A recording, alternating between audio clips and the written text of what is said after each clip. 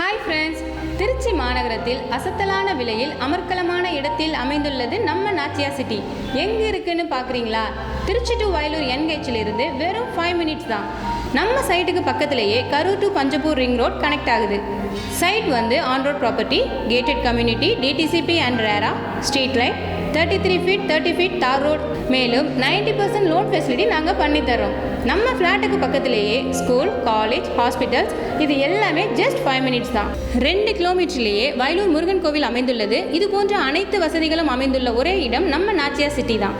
நீங்களும் உங்களுக்கு பிடித்த மனையை புக் செய்ய ஸ்க்ரீனில் உள்ள நம்பருக்கு கால் பண்ணுங்கள்.